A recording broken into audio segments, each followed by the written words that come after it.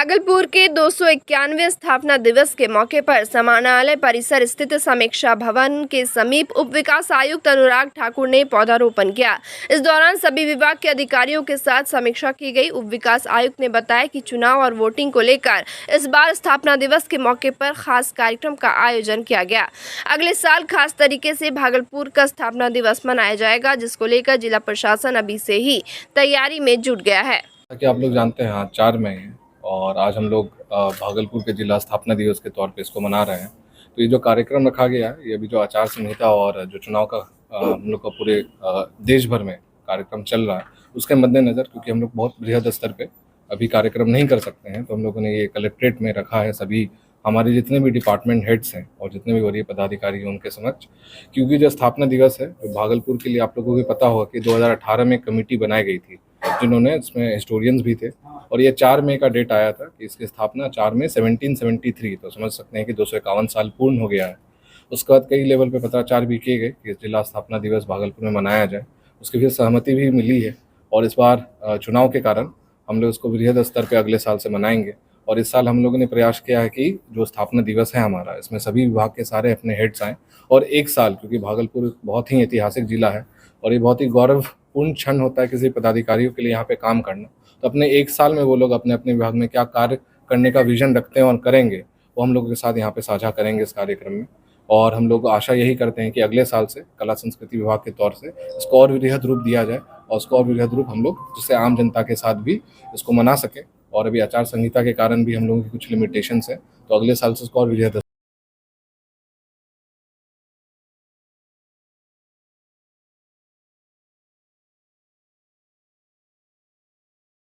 क्षेत्र अंतर्गत दिव्य धाम अपार्टमेंट में 27 अप्रैल की शाम भोजपुरी अभिनेत्री अमृता पांडे का संदिग्ध अवस्था में फंदे से लटका हुआ शव मिला था।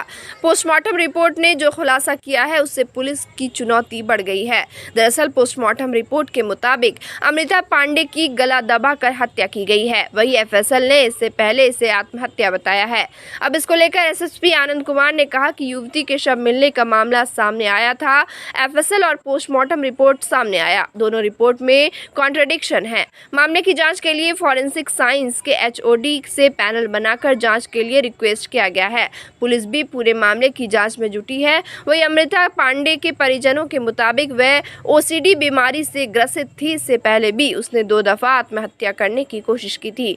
बता दें कि अमृता पांडे कई भोजपुरी फिल्मों में काम कर चुकी थी। खेसारी लाल के साथ दीवानापन फिल्म में लीड रोल में नजर आई थी। ये हत्या है ही नहीं, क्योंकि मेरी बहन ओसीडी बीमारी से बहुत ज़्यादा परेशान थी और वो पहले भी मुंबई में 2 बार सुसाइड करने की कोशिश की थी। तो उसके मन में हो सकता है वहाँ पे सब चीज़ चलता होगा, बीमारी को लेकर तो चलता ही रहता था उसके दिमाग में। बहुत ज़्यादा वो ओसीडी को लेकर परेशान थी और जब हम उसको देखे तो वो सुसाइड, मतलब उसको सुसाइड में ही देखे थे हम। अभी क्या लग रहा है आपको? ये हमको पूरा विश्वास है कि कुछ भी हो जाए, हमको पता है कि वो सुसाइड ही की है, बीमार की वजह से सुसाइड ही की है। पोस्टमार्टम रिपोर्ट जो क्लियर कर रहा है, वो दोबारा जांच कर ले, लेकिन ये पता है कि सुसाइड ही की है। पुलिस को आप लोग कहाँ तक जो है वो जितना चीज बोलेंगे हम लोग उससे ज्यादा हम लोग उनको जवाब देंगे और सपोर्ट करेंगे, क्योंकि मेरी बहन है, किसी और की बहन नहीं है वो। बिना जैसा क्लियर आया है पोस्टमार्टम रिपोर्ट में, गला दबाकर हत्या का मामला आया है और हत्या के बिंदु पर अब जांच शुरू हुआ है। क्या लग रहा है? फॉरेंसिक में तो क्लियर कर दिया गया है कि वो सुसाइड है।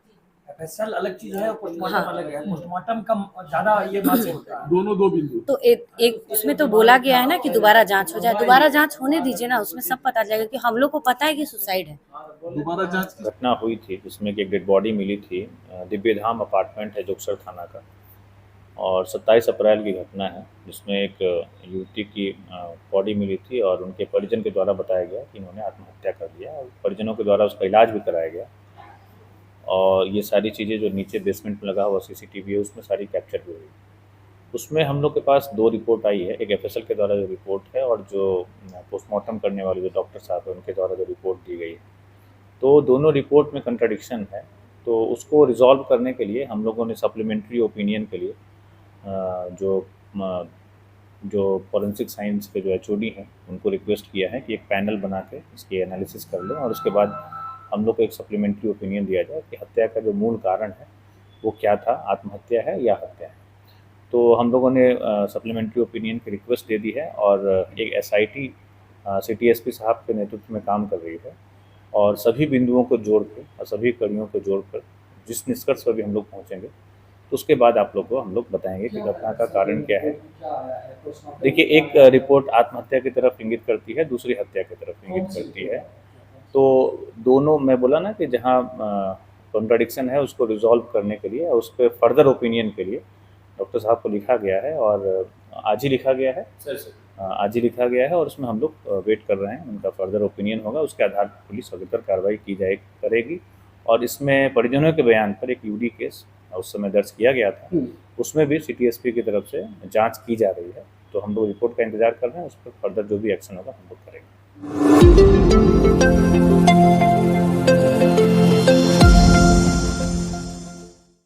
भागलपुर में पैसे छिनतई के 2 दर्जन से अधिक मामले घटित हो चुके हैं, लेकिन 1-2 ही मामले में पुलिस को सफलता हाथ लगी है। वहीं प्रधानाध्यापिका नीतू कुमारी और लोगों की दिलेरी से 2 बाइक सवार झपटमारों को पकड़कर पीरपैंती थाना अध्यक्ष नीरज कुमार के सुपुर्द कर दिया गया। घटना के संबंध में मध्य विद्यालय गोराडीह की शिक्षिका नीतू कुमारी ने पुलिस को बताया कि वह अपने सहकर्मी शिक्षक नीक अग्निहोत्री के साथ SBI बैंक से 50,000 रुपए लेकर जा रही थी। उनकी बाइक स्टार्ट नहीं हुई तो पैदल ही किसी मैकेनिक के यहाँ जा रही थी। तभी बाइक सवार बदमाशों ने पर्स छीनकर भागने का प्रयास किया, लेकिन उनकी जोरदार पकड़ के कारण बदमाश असफल हो गया। भागने के प्रयास में बाइक सवार की बाइक उलट गई और वह लोग पैदल ही गौशाला के पीछे बगीचे की तरफ भागने लगे। इसी क्रम में शोर मचाने पर वहां के स्थानीय लोगों ने खदेड़कर दोनों बाइक सवार झपटमारों को पकड़ लिया। पुलिस को दोनों ने अपनी पहचान कोडा गैंग के जुम्बरगंज निवासी रामू यादव के पुत्र प्रकाश यादव एवं धर्मेंद्र यादव के पुत्र सोमयाल यादव के रूप में बताया। दोनों झपटमारों के पास से 2 मोबाइल, 2 मास्टर चाबी, 1 खुजली वाला पाउडर और 1 मोटरसाइकिल बरामद किया गया है। इस समय लगभग 2 बजे के करीब कल दिनांक 3/5/2024 को एक महिला लगभग 50,000 रुपये निकाल करके अपने घर की तरफ जा रही थी, लेकिन इसमें से एक प्रकाश कुमार बैंक में ही घुसा था और उसकी रेकी किया कि कोई है इसमें कस्टमर। इस महिला को टारगेट कर लिया। जैसे ही महिला बैंक से बाहर निकली, अपने पति के साथ अपने मोटरसाइकिल पर बैठी, तभी प्रकाश कुमार और उसका एक दोस्त समील कुमार, दोनों जुराबगंज थाना कोढ़ा जिला कटिहार, तो सब थोड़े दूर तक पीछा किया, लगभग 100 मीटर। इसके बाद प्रकाश कुमार उस महिला का बैग, पर्स होता है, पर्स को छीना। तो महिला जो मजबूती से पकड़े रही, उस दौरान महिला घसीट गई और ये दोनों मोटरसाइकिल से इम्बैलेंस होकर गिर गए। जब इसे दोनों को रोड पर ऐसा करते हुए देखा, आम पब्लिक ने घेर लिया। तब तक प्रकाश कुमार जो है वहाँ से भागना चाहा, कुछ दूर तक भागा भी, लेकिन लोगों ने उसको दौड़ा कर पकड़ लिया। पकड़ने के बाद हम पुलिस को सूचना मिली, तो पुलिस तब तक जनता जो है इसको पूछताछ कर रही थी। हम लोग पहुँचे तो इसको हम लोग लाए तो ये हुआ कि संभावना था कि हम पैसा छीन करके महिला से भागने चाह रहे थे। सर, पूछताछ में कोई अहम जानकारी भी मिली है क्या? इनका गैंग और बड़ा है? जानकारी मिली कि एक कोढ़ा गैंग के सदस्य हैं और इनका ये प्रतिदिन का काम है इस तरह की चुनौती घटना को बिहार में घूम कर जो है इसको करना है। इसके साथ में क्या कुछ बरामद किया गया है? इसके साथ बरामद करने वाली चीज़, एक पैसे छीनने के साथ साथ मोटरसाइकिल भी, यदि कहीं ऐसा देखते हैं कहीं मोटरसाइकिल की भीड़ लगी हुआ है तो वहाँ पर ये मास्टर की भी रखते हैं। एक मास्टर की प्रकाश के साथ मिला पैंट में और एक धर्मेंद्र कुमार समील कुमार के भी पैंट में मिला। ये 2 मोटरसाइकिल, 2 की है और दोनों की का यूज करते हुए, मास्टर की का उपयोग करते हुए मोटरसाइकिल भी तोड़ते हैं। यदि व्यक्ति कभी पाया गया कि वो उससे पैसे नहीं ले पा रहे हैं या ऐसी अवस्था नहीं बन रही है तो वो सब ये खुजली वाला पाउडर भी रखते हैं। एक खुजली वाला पाउडर है, उसको देह पर छिड़क कर गए। जैसे ही आदमी व्यस्त रहता है, अपने मौका के अनुसार वो सब बैग लेकर, पर्स लेकर भागने का प्रयास करते हैं। ये दवाई भी मिली और ये पता चला है कि इसके साथ और भी गैंग के सदस्य हैं जो कि इसके साथ आए थे, लेकिन आम पब्लिक में घुल मिल गए और पता नहीं चला और सब भाग के वापस। सर इसका आपराधिक जो पिछला आपराधिक रहा है सर। इतिहास भी है। प्रकाश कुमार लगातार 1 महीने में 2 बार घटना कर चुका है 2021 में, और दोनों बार पकड़ा गया, सारण छपरा में। और इसके बाद समियल जो है भवानीपुर में इसी घटना को किया था 2022 में, तो वहाँ भी पकड़ कर गया, जेल गया, जेल से 6 महीने बाद निकला, लेकिन फिर यही। आप लोग की टीम को बहुत मतलब पहली बार सर ऐसा हाथ लगा है सर, ऐसा अपराधी कैसा लग रहा है सर? नहीं, अपराधी तो हाथ लगा है, लेकिन इस क्षेत्र में ये और भी बड़े घटना को अंजाम दे सकता था जी, लेकिन ये हाथ लगा। अच्छा रहा कि ये हाथ लग गया, और फिर हम लोग उसके जो अन्य भागी सदस्य हैं उस पर अनुसंधान कर रहे हैं और उसे तुरंत कार्रवाई करेंगे, उसको गिरफ्तार।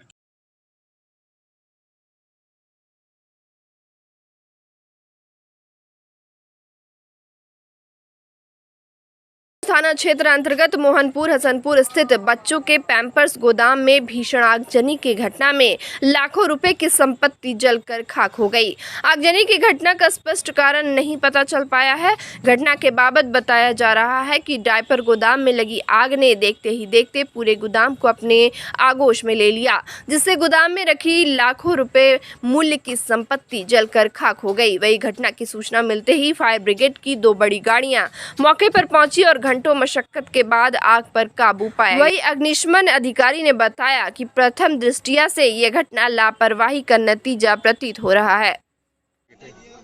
अभी तो आग बुझा रहे हैं हम लोग।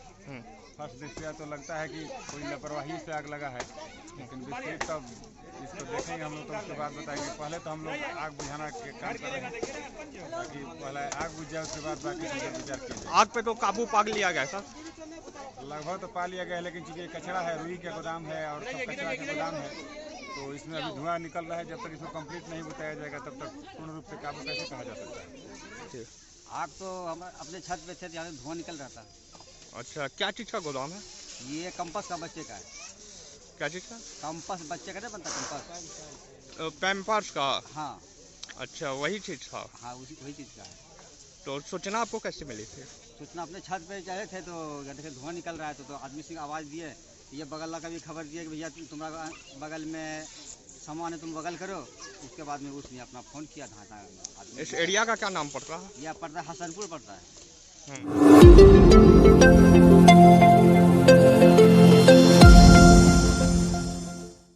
भागलपुर जिला अंतर्गत नाथनगर प्रखंड के इंदिरा आवास का फॉर्म जमा करवाने के लिए लगातार स्थानीय महिलाएं चक्कर काट रही थी। उन लोगों का फॉर्म जमा नहीं लिया जा रहा था। इसको लेकर महिलाओं ने प्रखंड परिसर में जोरदार बवाल मचाया, जिसके बाद सभी महिलाओं का इंदिरा आवास योजना वाला फॉर्म जमा ले लिया गया और महिलाएं शांतिपूर्ण तरीके से अपने अपने घर चली गई। इंदिरा आवास का फॉर्म भरने आए थे, 2-3 दिन से आ रहे थे, फॉर्म जमा नहीं ले रहा था। तो क्या इसमें पहल कर रहे हैं आप लोग? यहाँ कहाँ पे आए हुए हैं? ब्लॉक में। कौन ब्लॉक है? मसूदनपुर ब्लॉक। नाथनगर है ना?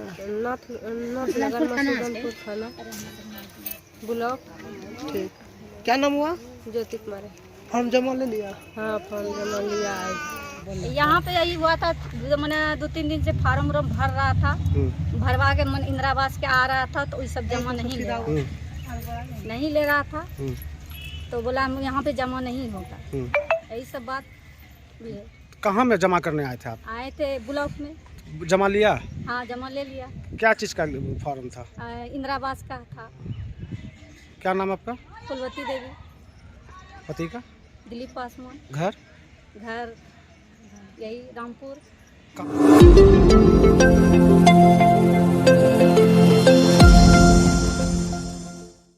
भागलपुर में एक दंपत्ति की पहले पूरे हिंदू रीति रिवाज के साथ शादी हुई, जिसके बाद 3 बच्चे हुए, लेकिन किसी विवाद के कारण अब महिला अपने पति के साथ नहीं रहना चाहती। मामला तब सामने आया जब भागलपुर के पर्वती मोहल्ले में लड़का अपनी मां, पिता एवं अन्य रिश्तेदारों के साथ बीपुर से लड़की को वापस ले जाने के लिए लड़की के मामा के घर पहुंचा, जहां लड़की अपनी मां के साथ दिल्ली से आई हुई थी। लेकिन लड़का और उसके परिवार वालों को देखते ही लड़की और उसकी मां का पारा 7 वे आसमान पर चढ़ गया। लड़की ने कहा कि मैं वैसे घर में जाना नहीं चाहती जहां मेरी कोई इज्जत नहीं होती। दिल्ली कोर्ट में मामला चल रहा है, कोर्ट जो फैसला सुनाएगी वैसा ही करूंगी। वहीं पीड़ित लड़का का कहना हुआ कि 2016 में उनकी शादी हुई थी और तब से पूरा परिवार ठीक ठाक चल रहा था, 3 बच्चे भी हुए। अब लड़की अपनी मां के बहकावे में आकर उससे अलग रहना चाहती है। साथ ही तलाक देने की बात जब सामने आई तो मुआवजे के तौर पर 1 करोड़ रुपया मांगा जाता है या महीने का 1 लाख रुपया। वह लोग कमाने खाने वाले लोग हैं, इतना पैसा कहां से देंगे। हालांकि इस दौरान पर्वती मोहल्ले में मामले की जानकारी मिलने पर लोगों की भीड़ लग गई। सभी मुख्य दर्शक बने रहे, किसी ने लड़की या उसकी मां को समझाने की जहमत नहीं उठाई। पुता ने वहाँ से शिवनारायणपुर से फोन करलके कल्हे, मम्मी से पोता पोती के देखने के लिए आइए, हम दिल्ली जा रहे हैं।